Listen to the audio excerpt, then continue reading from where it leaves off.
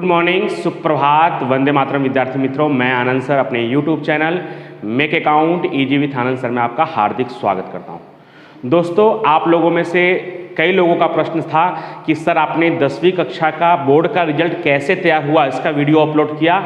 जल्द से जल्द 12वीं कक्षा का बोर्ड का रिजल्ट किस प्रकार से तैयार होगा, किस प्रकार से उसमें मार्कशीट में मार्क्स आएंगे, उसके बारे में एक वीडियो बनाइए। तो दोस्तों, अभी 2 से 3 दिन पहले ही गुजरात बोर्ड ने डिक्लेयर किया है कि 12वीं कक्षा के मार्क्स किस प्रकार से रखे जाएंगे, लेकिन उसके बाद भी कौन से सब्जेक्ट के सामने कौन से सब्जेक्ट 10वीं का कौन सा सब्जेक्ट लिया जाएगा वो डिक्लेयर नहीं हुआ था, वो कल ही डिक्लेयर हुआ है। तो आज पूरे परिणाम कि 12वीं कक्षा का जो मार्कशीट है वो किस प्रकार से तैयार होगा उसका पूरा विवरण लेकर मैं आपके सामने आया हूं। आप इस वीडियो को लास्ट तक देख लेंगे तो आपको अच्छी तरह से समझ में आ जाएगा कि आपके 12th का मार्कशीट कैसे बनेगा। तो आज का हमारा टॉपिक ही है दोस्तों, कक्षा 12 सामान्य प्रवाह कॉमर्स एंड आर्ट्स का बोर्ड का रिजल्ट कैसे बनेगा। क्या आप भी यही सोच रहे हैं? तो अगर आप ये सोच रहे हैं तो इस वीडियो को थोड़ा भी स्किप मत करिएगा, क्योंकि अगर आप स्किप करेंगे तो आपको समझ में नहीं आएगा। 6 से 7 मिनट का वीडियो होगा जिसको आपको पूरा देखना है, और पूरा देखेंगे तो मेरा विश्वास है कि आप उसे अच्छी तरह से समझ जाएंगे। ठीक है, सबसे पहले दोस्तों कि आप लोगों को मास प्रमोशन मिला, इस सभी लोगों को कांग्रेचुलेसन। कुछ लोग नाराज है, बाकी सब लोगों के लिए तो खुशी की बात है। तो जो नाराज है हो सकता है उनके लिए एग्जाम कंडक्ट भी कर दे। और दूसरी बात कि नाराज होने की कोई बात नहीं, अगर आपने 10वीं और 11वीं में भी अच्छा मेहनत किया होगा और 12वीं के स्कूल में भी अगर एग्जाम में भी अच्छे मार्क्स लाए होंगे तो डेफिनेटली आपका रिजल्ट भी बहुत बेहतर होगा। इसलिए नाराज की कोई बात नहीं, सबके लिए फायदे कारक ही है, सबके लिए ये अच्छा ही है। तो आज ये रिजल्ट कैसे बनेगा वो तो मैं समझाऊंगा ही दोस्तों, लेकिन अगर आपने अभी तक चैनल को सब्सक्राइब नहीं किया होगा तो सब्सक्राइब कर लीजिएगा, बेल आइकन को दबा दीजिएगा जरूर, क्योंकि आने वाले समय में जैसे ही ये रिजल्ट का प्रोसेस चालू हो जाएगा और आपका रिजल्ट डिक्लेयर होने वाला होगा या डिक्लेयर हो जाएगा, तो मैं आपके लिए आगे के कैरियर गाइडेंस यानी आपके जो कारकिर्दी है, आपका जो आगे का कैरियर है वो कैसे सिलेक्ट करें, सरकारी कोर्स या सरकारी एग्जाम में 12th के बाद क्या क्या प्रोसेस है, कौन कौन से क्षेत्र में हम जा सकते हैं, CA CS के क्या विकल्प है, या और भी कौन से कोर्स है जो 12th कॉमर्स के बाद किए जा सकते हैं, उसके बारे में मैं एक महत्वपूर्ण जानकारी का एक वीडियो आपके लिए जरूर लेकर आऊँगा और ऐसे ही वीडियो लाते रहूँगा। तो इसलिए आप चैनल को सब्सक्राइब नहीं किए होंगे तो सब्सक्राइब जरूर कर लीजिएगा। तो चलिए शुरू करते हैं।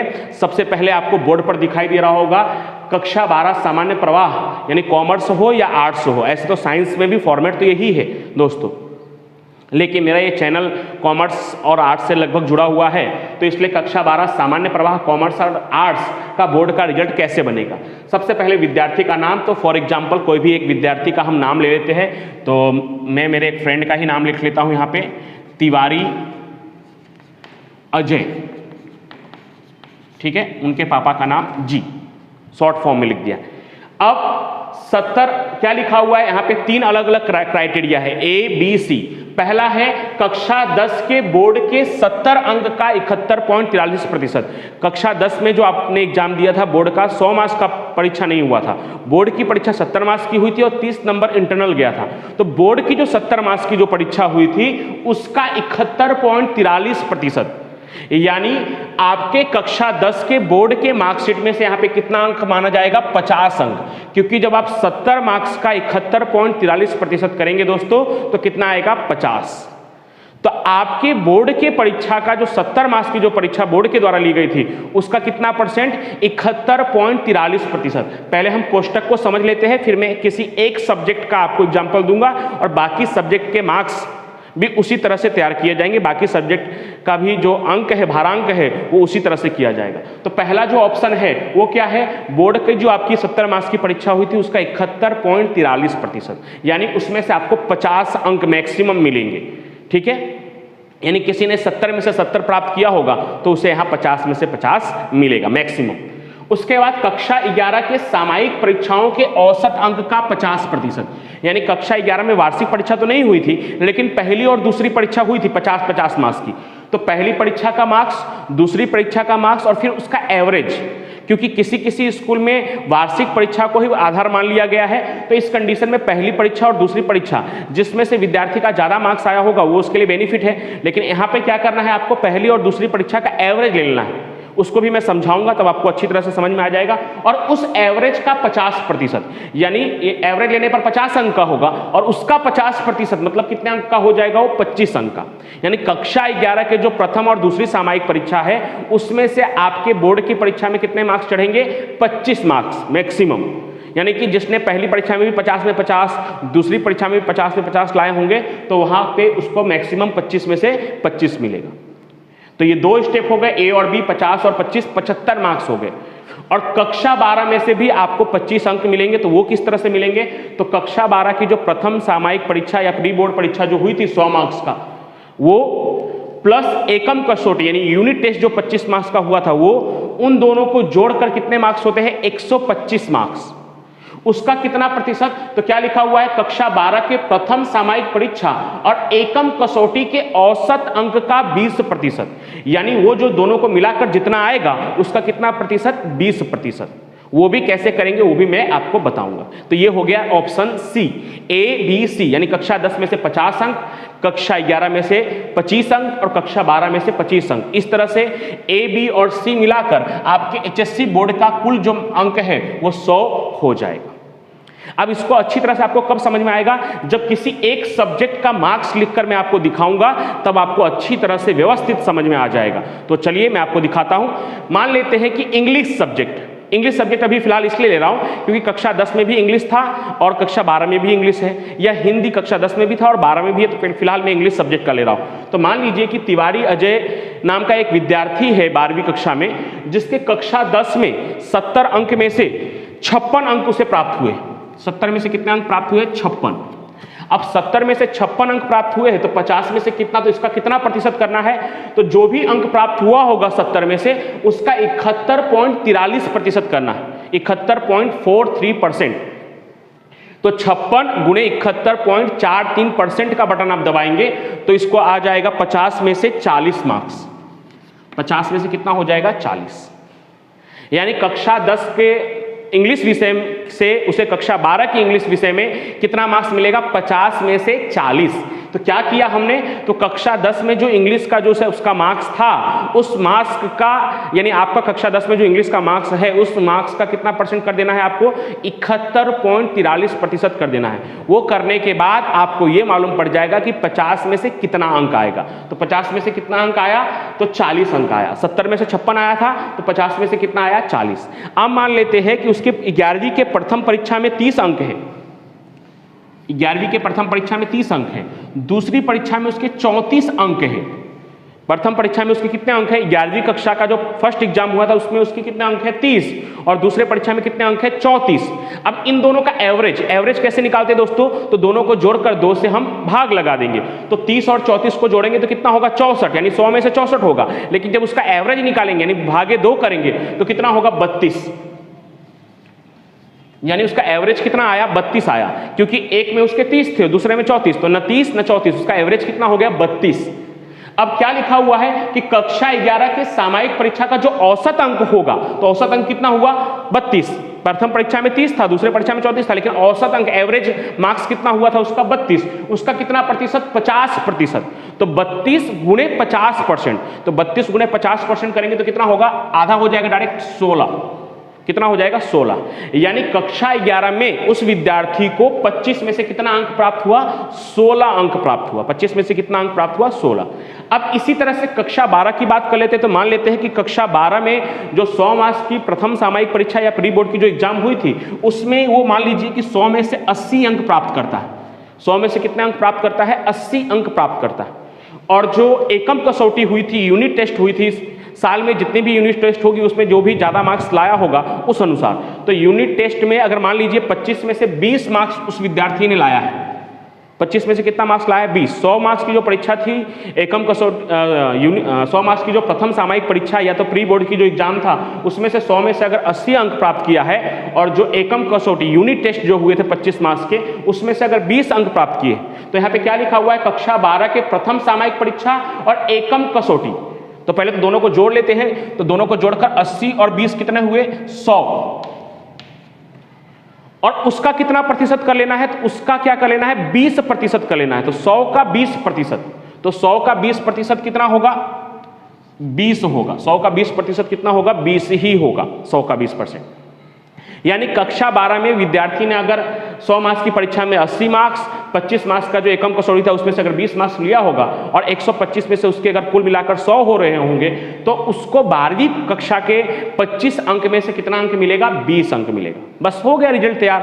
अब लास्ट में क्या लिखा है? HSC बोर्ड का कुल अंक, यानी आपके मार्कशीट में इंग्लिश विषय में कितना मार्क्स दिखाई देगा। तो आपके मार्कशीट में इंग्लिश विषय में क्या लिखा हुआ है? A plus B plus C। तो A में कितना है दोस्तों? 40, B में कितना है? 16 और C में कितना है? 20।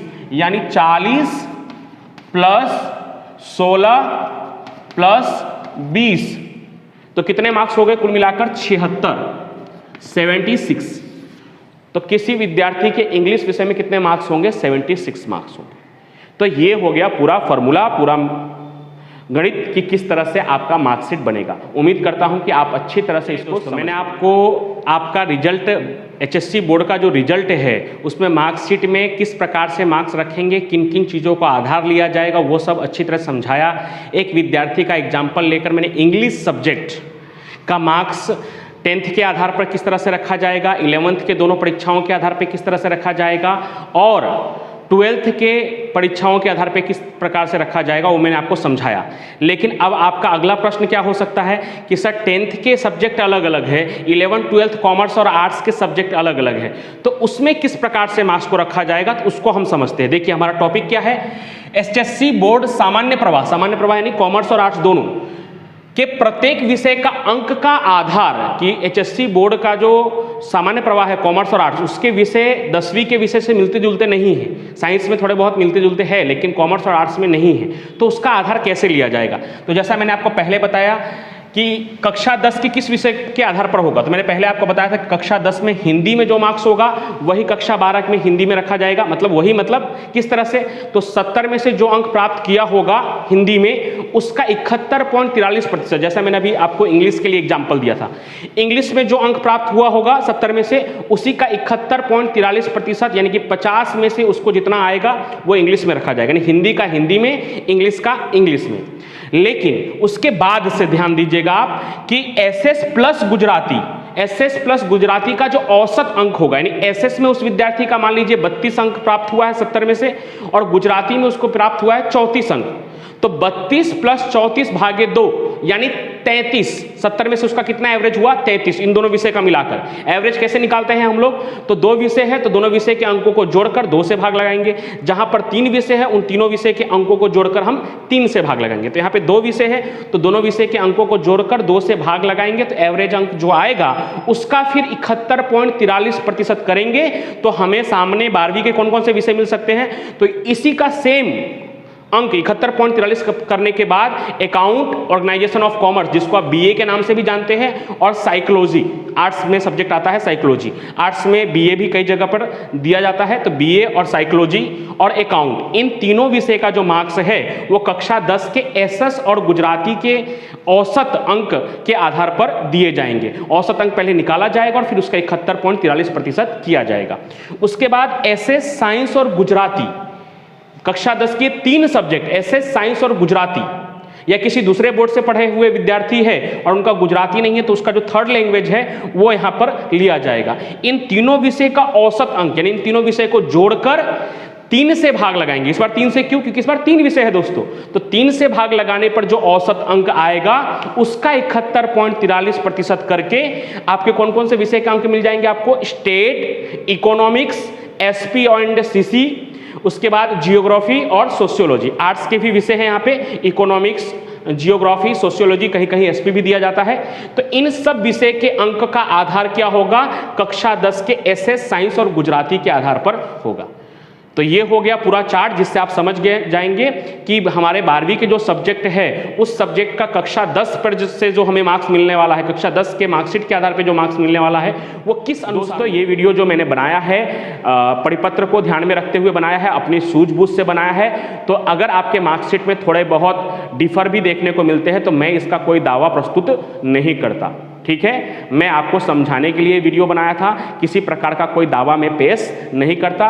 बोर्ड और सरकार के द्वारा जो अंक दिए जाएंगे, रखे जाएंगे, वो सर्व स्वीकृत होंगे, सबको स्वीकार होंगे, इस प्रकार से होगा, ठीक है। लेकिन जो परिपत्र था उसके अनुसार मैंने ये वीडियो बनाया है।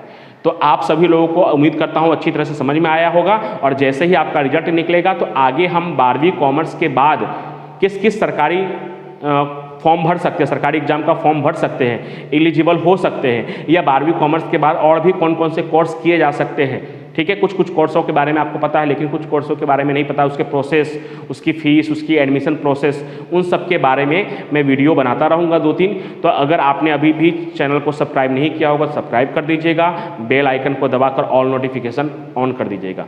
चलिए फिर मिलते हैं इसी प्रकार की किसी और वीडियो के साथ, तब तक के लिए आप सभी लोगों को थैंक यू सो मच।